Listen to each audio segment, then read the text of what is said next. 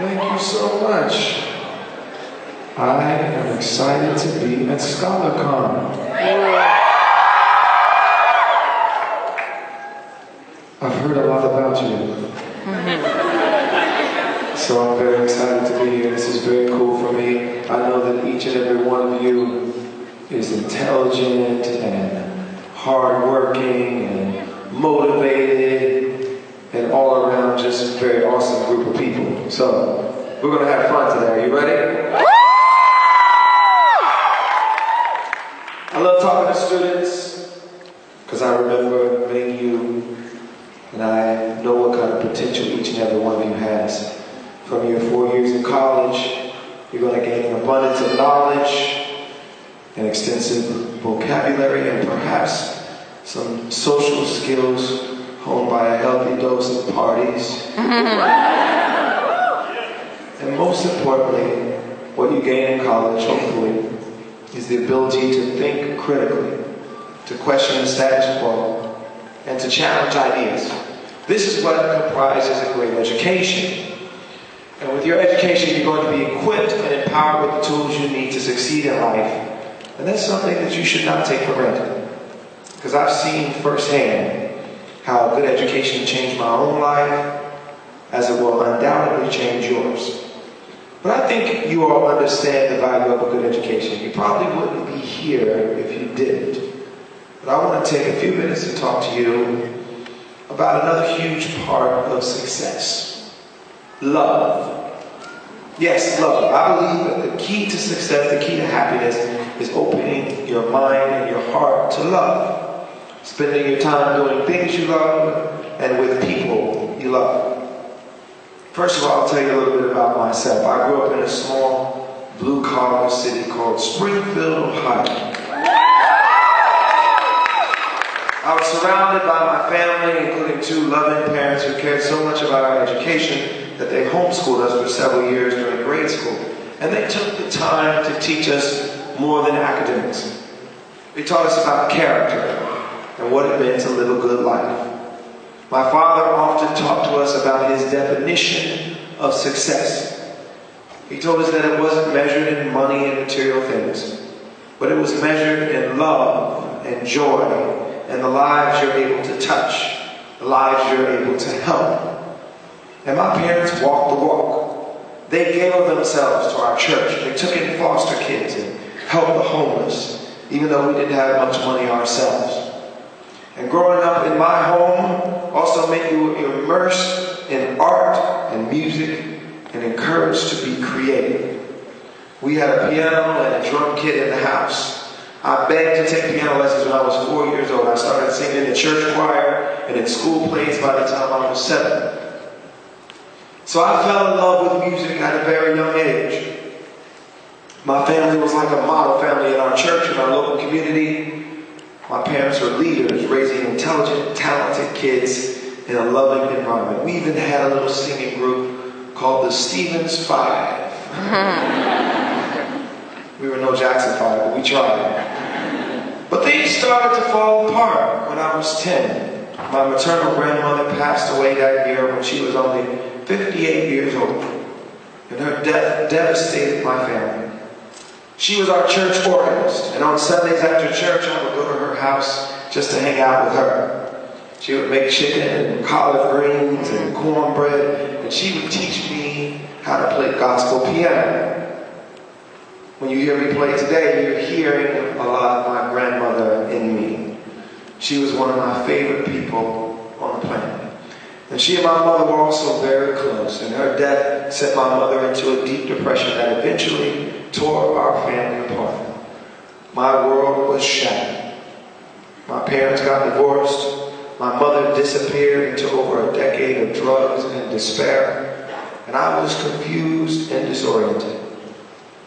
After the initial shock of my family breaking apart, my outward response wasn't very emotional. I coped by being stoic and seemingly unaffected. I thought if I didn't expose myself to any pain or vulnerability, I couldn't get hurt again. If I didn't fall in love, no one could ever betray me like that again. I busied myself with schoolwork and lots of activities and tried not to think about my family situation too much. I tried to avoid pain whenever possible. A big reason why I applied to colleges on the East Coast was to make sure I had no reminders of home in my daily life. The only thing I allowed myself to really love without reservation was music. I put all of my passion into it. I spent so much of my spare time working on it that I barely got any sleep.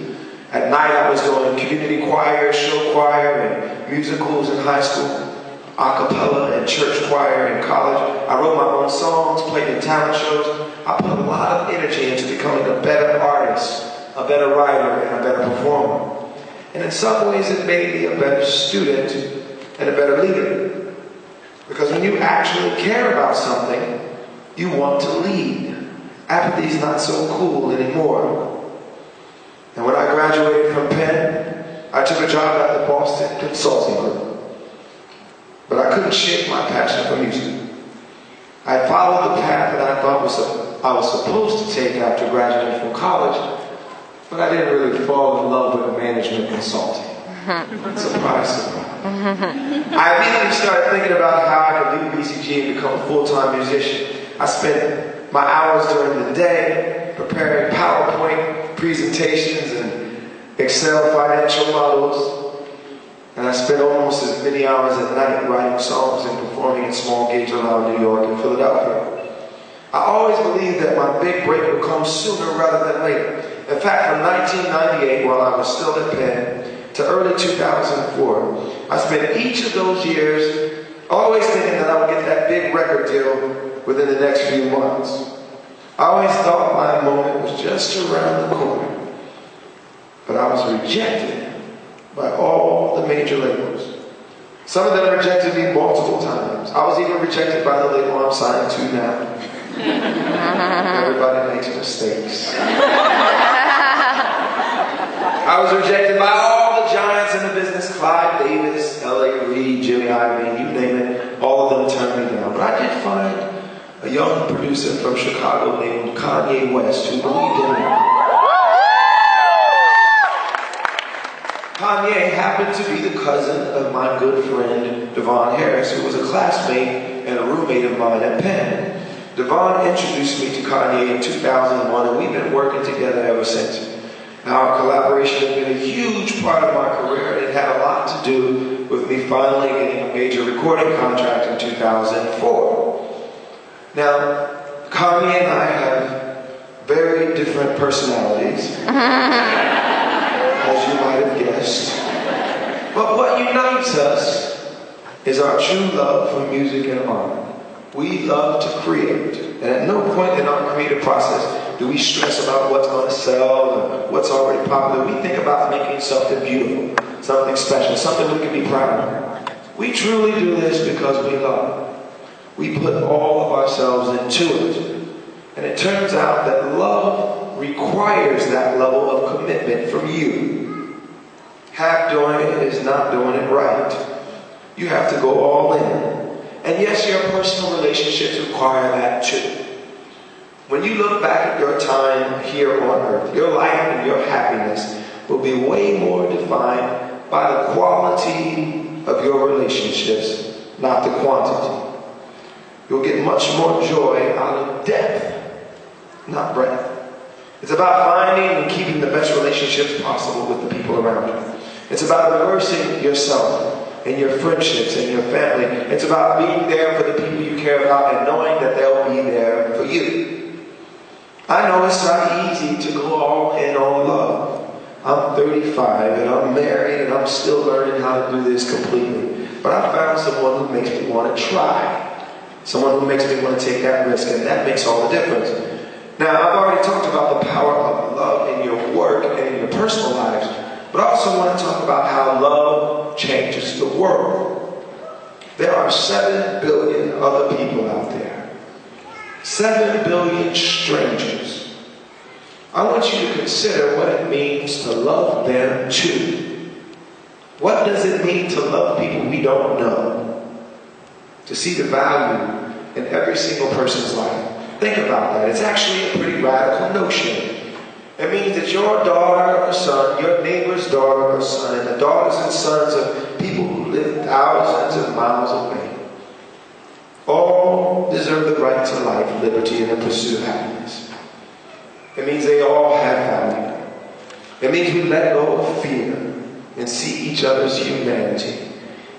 It means we don't see Trayvon Martin as a walking stereotype or weaponized human. We see him as a boy who deserves a chance to grow into a man, even if he makes boyish mistakes along the way. It means American lives don't count more than Iraqi lives. Amen. It means we see a young Palestinian kid not as a future security threat or demographic challenge, but as a future father, a mother, and a lover. It means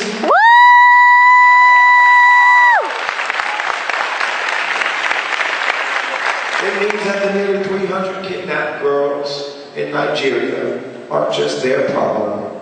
They're our girls too.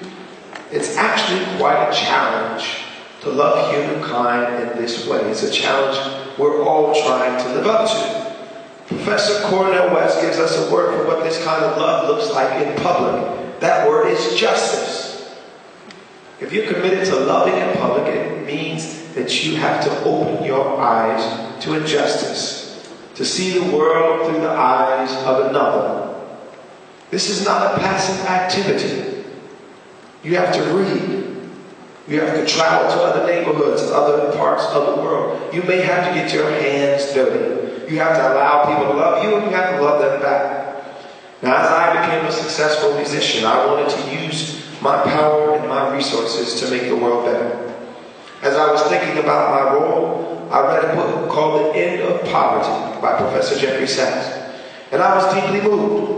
I read about the devastating conditions experienced by those living in extreme poverty, but I also read about the attainable possibility of us ending extreme poverty within our lifetimes. And we've actually made a lot of progress in that realm over the last 10 or 20 years.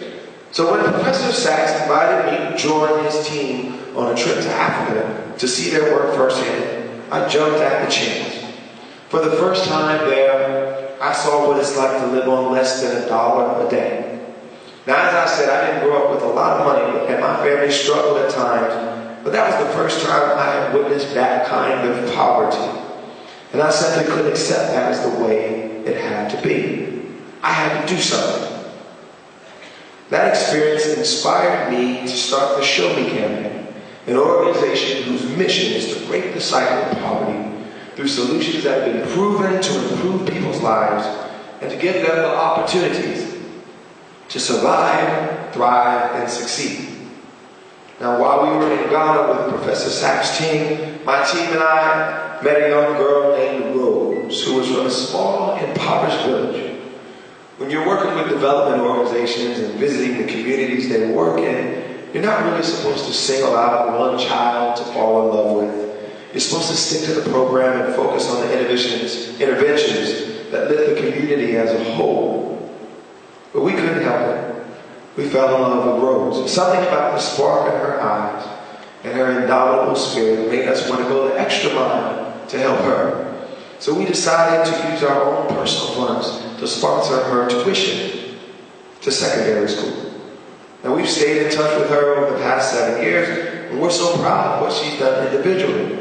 But we're also happy that she's inspired us to formalize and expand our scholarship program to many girls in communities like hers throughout several countries in Africa. Communities where the parents often invest in the boys' secondary education, but don't do the same for the girls. Now, in my travels around the world, I've looked in the eyes of many young girls and boys from Africa to Southeast Asia to Harlem, kids who have big dreams and needed someone to believe in them and invest in their future, in their education. What would our schools look like if we were committed to love in public? If we cared about every kid in our school system, we would make sure they didn't go to school hungry. We would make sure they had proper health care and counseling. We would make sure they had excellent teachers in every classroom. We would make sure we weren't unfairly suspending them and criminalizing them for minor behavioral problems. We make sure all of them have the resources they need. And believe it or not, this isn't just a challenge in developing countries. This is a major challenge in the United States right now. Among the developed countries, we're not even in the top 10 for high school graduation rates. Now, while that statistic is unsettling enough on its own, consider that just 10% of our schools are responsible for 50% of the dropout students. And of course, those schools are concentrated in our communities that have the least resources, our poorest communities, the communities that are most in need of the transformative power of a good education. These schools are sometimes referred to as dropout factories, and they often reinforce the school-to-prison pipeline. These are tragic monikers and tragic statistics, but unfortunately, they're too often reality in these young people's lives. And unfortunately, these so-called dropout factories are helping to perpetuate the cycle of poverty in low-income communities. To put it bluntly, the education system in the United States is broken. Many of our schools are literally and figuratively crumbling. And we're not giving kids, especially low-income kids, the chance to succeed, to make it through high school, let alone be where you are and go to college. Educational inequality. It's the sad yet changeable reality that where a child is born and how much money that child's parents make determine the quality of his or her education and life prospects. As it stands, a good education in the United States of America, one of the wealthiest and most powerful nations on this earth, remains a gift for some when it should be a right for all. This should be a call to action for any of us who are committed to social justice, for any of us who are committed to love in public. This month marks the 50th anniversary of the Civil Rights Act of 1964. In that vein, I echo the remarks of a famous politician who took some huge political risks to champion civil rights in the thick of the 1960 battle. In between the passage of the Civil Rights Act and the Voting Rights Act, President Lyndon Baines Johnson delivered the 1965 commencement address at Howard University in Washington, D.C. He called the speech to fulfill these rights. And acknowledging the importance of civil rights legislation, President Johnson stressed that these newly enshrined rights were only the foundation of the work to be done. In his words, this is the next and the more profound stage of the battle for civil rights. We seek not just freedom, but opportunity. We seek not just legal equity, but human ability. Not just equality as a right and a theory, but equality as a fact and as a result. What President Johnson was saying was that we needed to make sure everyone in this country had the opportunity to take full advantage of the new civil rights they had just technically been granted. You can say that all people are created equal. You can say you're the land of opportunity. But with severe educational disparities, with schools crumbling in some neighborhoods and gleaming in others, there's no way that we can say all people have an equal shot at the American dream.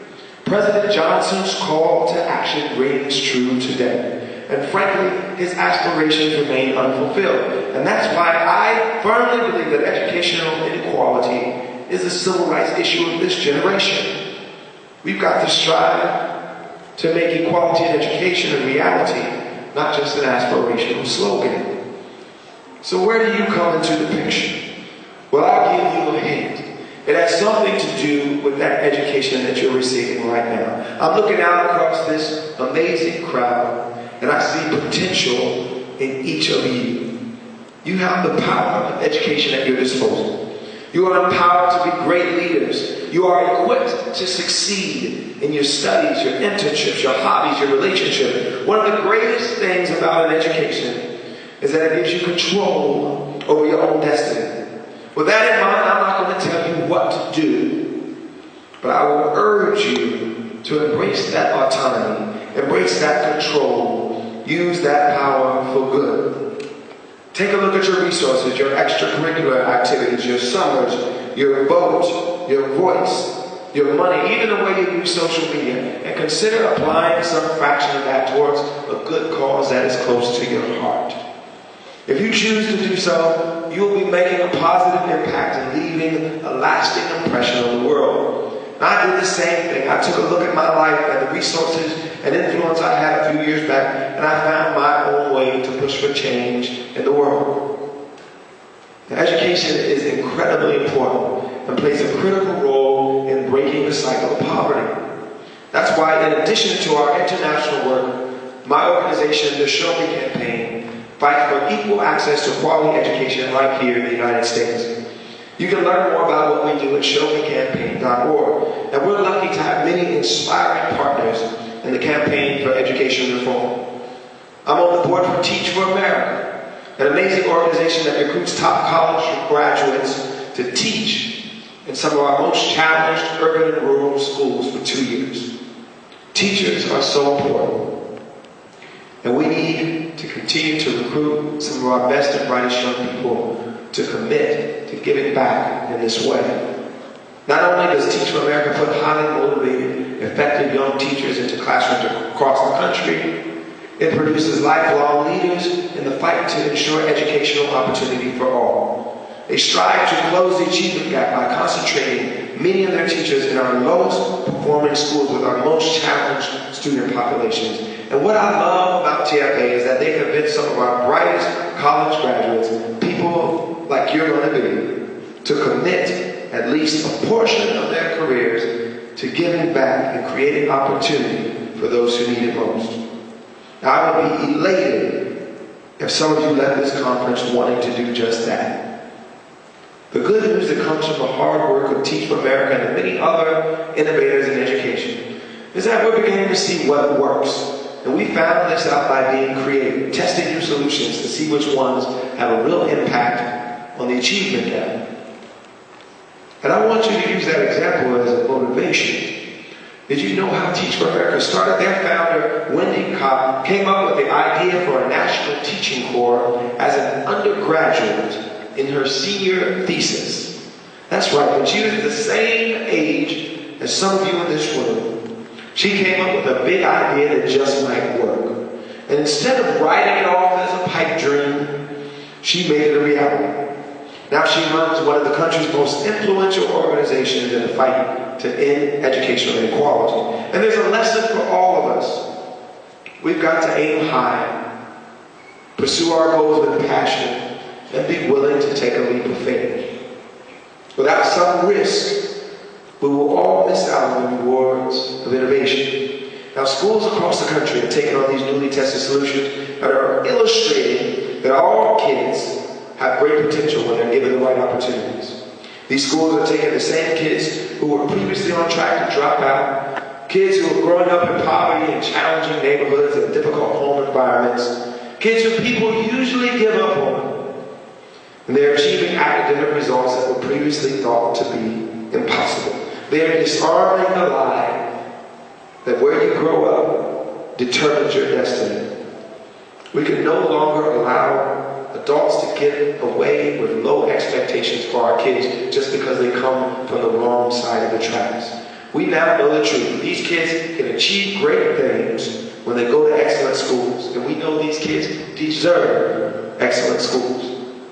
We must continue to make real progress toward preparing our nation's education system.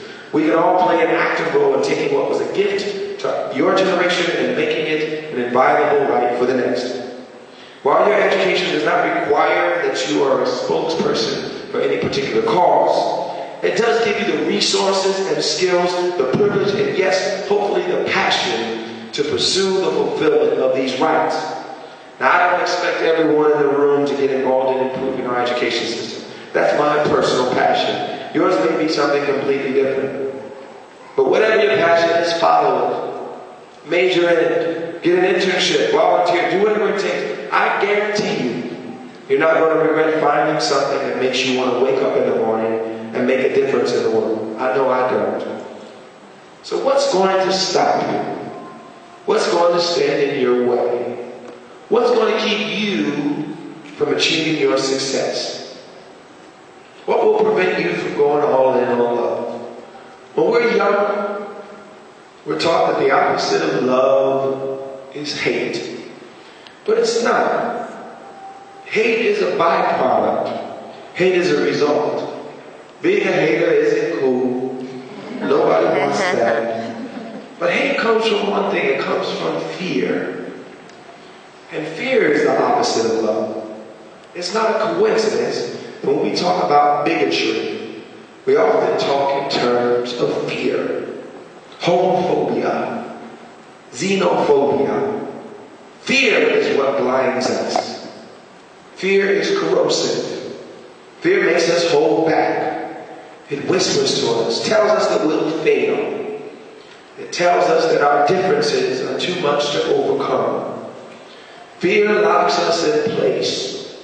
It starts fights and causes wars. And fear keeps us from loving. Even though we're made to love, we're often afraid to love. We're afraid of being hurt deeply. Afraid of feeling the pain I went through when my parents were divorced. But you're never going to really love something or someone unless you put those fears aside. Don't hold back. Being in love means being ready to give freely and openly, and being ready to risk something. Risking pain and disappointment. Conquering your fears and becoming anew. Alice Walker once said, "The more I wonder, the more I love." Love calls you to open your eyes, to seek, to search, to wonder. Love is all-consuming and infiltrates your body. It's what allows you to experience bliss and joy and true friendship. You'll be more disappointed when something goes wrong. You might fall harder, but the only way you'll reach any height in life and in love is by taking the chance that you might fall. You have to give it your all. Yes, I've been not so subtly working in my song lyrics. And some of you might think it's all a bit too much. Here I am, this R&B singer with an album called Love in the Future. Just got married and wrote the biggest love song of the year. And what did I choose to talk about? Love. It's so corny, isn't it? It's much cooler to be detached and apathetic, right? We all like a little snark and cynicism and irony, especially from our favorite artists and comedians and writers. I get it. But that cool detachment only gets you so far. Passion gets you a lot further. It makes you a better entrepreneur, a better leader, a better philanthropist, a better friend, a better lover. I want you to live the best life you can. You can be world changers, ScholarCon.